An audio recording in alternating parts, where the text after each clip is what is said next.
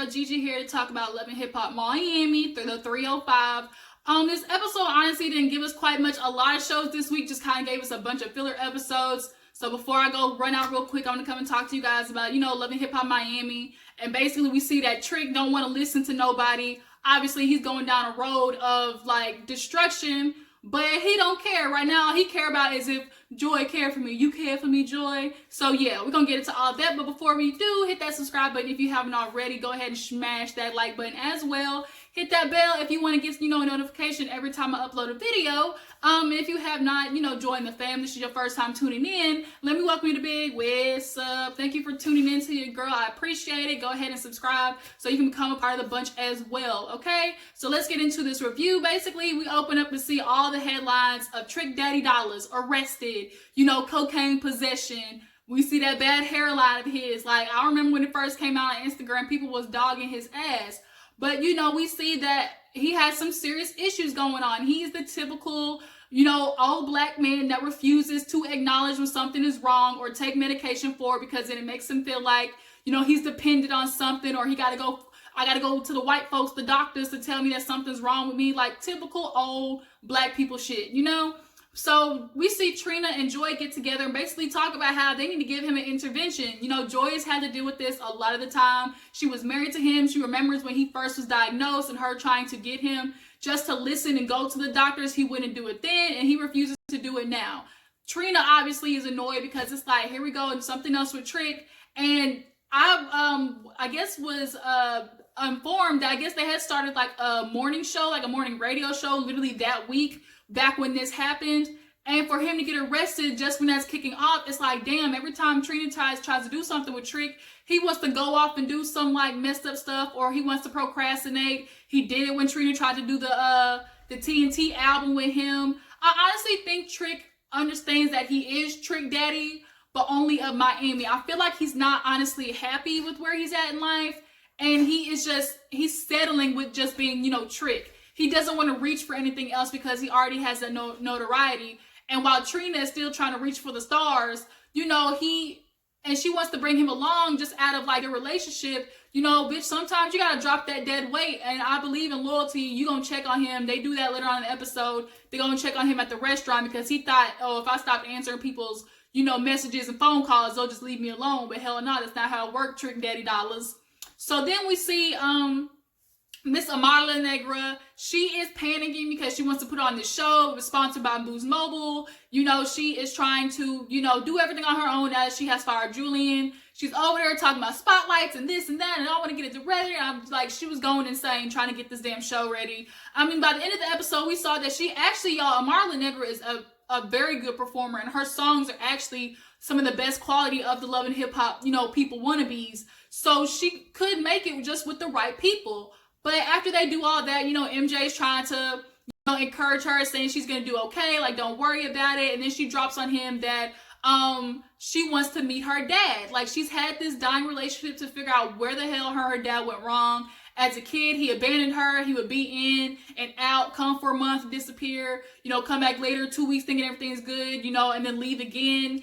And, she wants to reconnect with him. I guess he came back to her and said that he's sick. Ain't it always when a motherfucker gets sick when they want to start, going back and fixing their demons and trying to, do the 12 steps before they die? Like, homie, once you go to the grave, don't try to come back to me and try to right your wrongs. Like, I don't like that. You should want to do it because you genuinely realize you effed up. Not because you about to go knocking on heaven's gate and you trying to hopefully see that God gonna let you in. Like, don't do that shit. But because Amara, has this complex about men, she's gonna do it, but she understands her mom is gonna be teed off. MJ gets it because he remembers when his mom tried to keep him and Shay away from his dad. And, at the end of the day, that type of relationship, a daughter and a father relationship is just a different type of thing. They're supposed to be your protector. They give you the example of what a man is supposed to be in your life. And when you don't have that, you kind of feel like, well, dang. So she doesn't know how to tell her mom, and MJ is just telling her, like, look, regardless of what your mom says, you do what you need to do. So speaking of Shay finally agrees to give JoJo a chance to sit down and talk to her. Her and her titties walked in first. And then JoJo came walking in with her titties first. Like, dang, y'all know how to put them suckers away, Jesus. But they both sit down, and immediately you think the shit's gonna go left because Shay is a very immature person. She doesn't know how to take, constructive criticism, and she's ready to blame everybody else constantly. But for once, we see that Shay was very, receptive to what JoJo was saying. JoJo admitted her faults with the whole Pleasure P thing. She was like, look, girl, we didn't have sex. We didn't sleep around. It only went to a couple of us hanging out, texting, going out, but that's it. And Shay was like, yeah, that's okay and cool and all, but we were friends. Like, you just dropped me for him. We should have been able to, our friendship should have been able to, stand that test and everything. And, JoJo was like, well, girl, you did some stuff to me. And they did the flashback. We all remember when she called her Angry Bird and then snatched the hell out of her wig at, Trick's little cookout and stuff. So Shay was like, yeah, girl, I was mad. I was pissed off and I did some effed up stuff too. I can receive that. And they both apologized. But then Shay did something that just made me realize, bitch, you still immature. Why are you gonna bring up text messages from Pleasure P saying, basically trying to show you, he didn't give a damn about you? That's what it was. There was no reason for you to bring them text messages out just to rub it in her face. JoJo played it off well, good. I didn't give a damn about him either. Shay was like, I don't even understand why we were fighting with a nigga that didn't even, was treating both of us dirty. Pleasure P was a dud. He thought he was all that in a bag of chips. Nigga, you was a wannabe.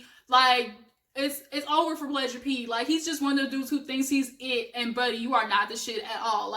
Your fame has ran its course, okay? You have now become on the level of Jim Jones, Scrappy, Scrap from, Love Hip-Hop Atlanta. You're on that level now. You ain't nobody no more.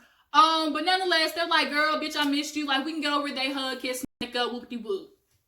So then we see the three girls, Chameleon, Sukiana, and Hood Brat meet up. Y'all, this is the best that Hood Brat has ever looked. The lashes weren't as noticeable, but can somebody please cut her eyelashes off by another ½ inch? They are just bothering the fuck out of me. How do you see through them damn headlights on your eyes? But nonetheless, she came in. They're just talking about, dang, we messed up the Trina tour. But Camilla's like, girl, we can do this on our own. So they're all trying to come up with a little name. They come up with the Baps tour. But Sukiana is over there kind of feeling And she just kind of breaks down, realizing dang, I'm really trying to strive for this career. But my kids, are becoming basically collateral damage. She doesn't get to see them. And everybody gets it. That is the price of wanting to strive for success. You miss a lot of the stuff. So they're just telling her girl, we can do this. We're going to make money. This is going to be what's best for all of us. I do agree that if all three of them combine forces, that they could, kind of make a name for themselves in Miami and eventually just kind of start a kickoff for the rest of their career.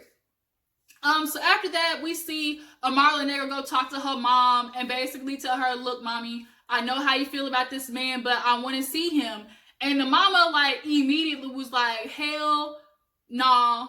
To the nah. What are we talking about? But Amara just breaks down Mom, you don't know what it feels like, to have a dad coming out of your life. I always feel men are going to leave me. One day I do want a family and fill it with kids, but I just have this fear I'm going to end up how you were, single and alone, taking care of kids by myself. So that has stuck with her. And now that her dad's sick, he want to come running back. And the mom's like, no, he doesn't get to, get the prize that you are and, get the great daughter that you are and everything. He's coming back because you're a Marla Negro, not because you are Amara, his kid. I somewhat believe that. I honestly do. But she's like, I'm not going to do it. But she's like, well, Mom, I got to tell you something. I invited him to the show. And the mom kind of looked at her how dare you? I can't believe you did that. But look, if you want to do that, find him. But I can't do it right now. And she just busting out crying. Marla, she's just crying because she just wished to have that connection with her dad. But the mama's looking at her bitch, if you don't show up, I ain't gonna say I told you so, but bitch, I told you so. So then what happened after that?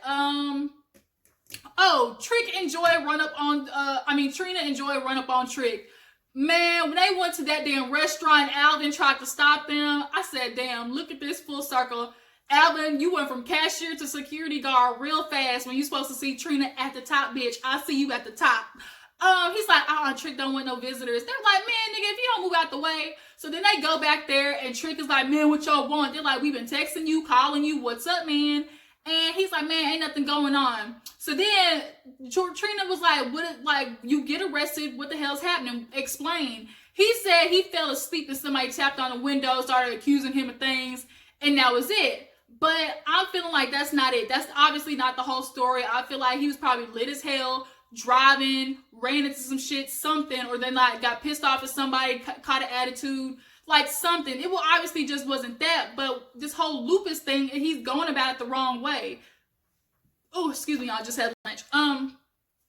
But I feel like he wants to use this coke thing, like this lupus thing, as an excuse to use coke in his weed. Like, I'll let you have weed, cool. If you have lupus, marijuana, I ain't yet seen today marijuana just like fuck up somebody's like disease or whatever they have. But the coke, on the other hand, like, homie, you need to leave that alone, especially if you snorting that shit. I know that's killing all the mucus in your damn chest and your nose. That's good for lubricating your body. Now, excessive mucus, like, that shit could be happening too. That's not good for your ass either. Like, you just have this old ass mentality of can't nobody fix it. I'll do it on my own. And homie, if you keep going the way you are, nigga, you're gonna be in the grave like as of next year. And we don't want that. But, you know, Joy asked Trina to leave because she's like, look, I want to be able to tell you something, you know, just me.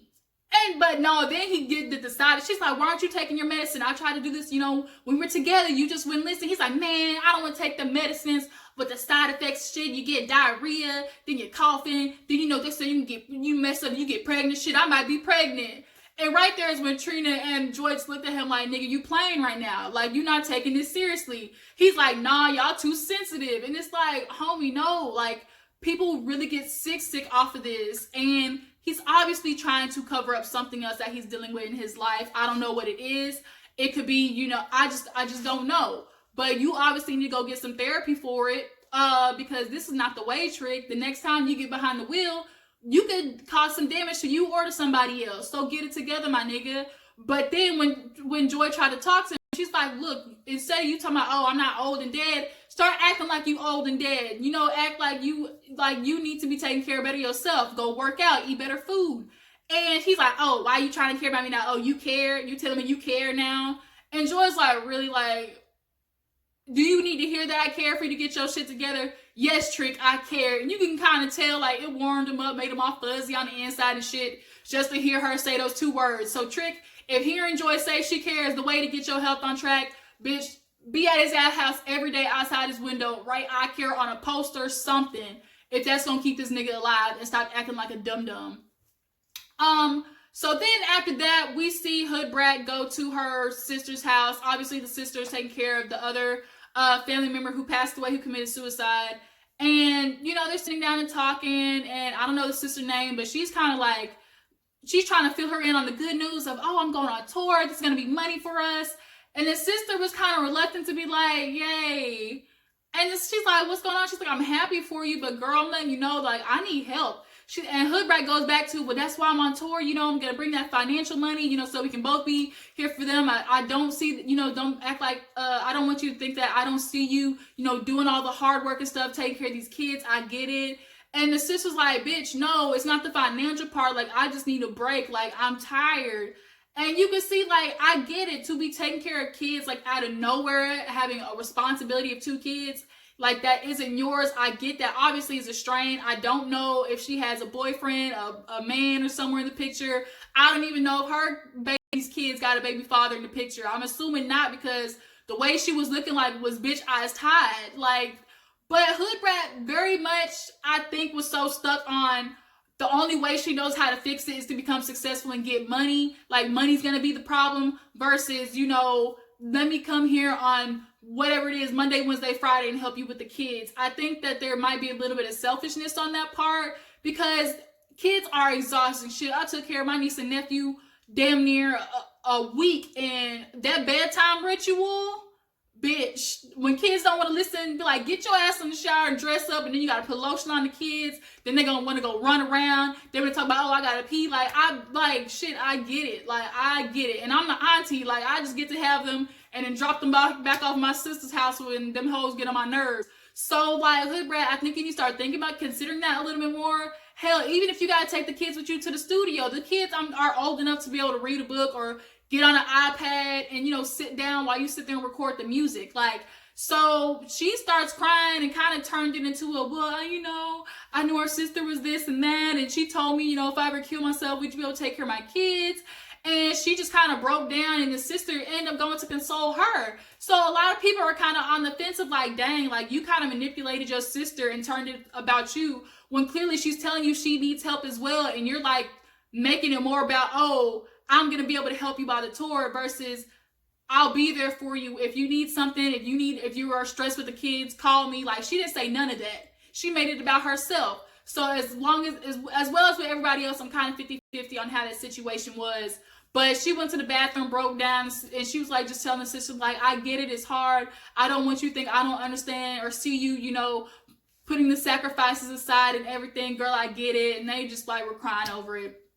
So then at the end of the episode, we see Amara Nigger's performance. It was raining and stuff, but, you know, she was getting ready. MJ's in there, and he's, you know, trying to pump her up, and she's asking about the dad. He wasn't there yet. He showed up kind of right towards the performance. But Amara killed it, you guys. Like, she was on stage getting it. Nice outfits and everything. The dancing was A1. Boost Mobile put it on. Good for her. But the dad came, and was the studio completely full, or like the stadium? Hell no. They did their best of, you know, trying to videotape the people that were there, but you could see there was a little bit of empty space.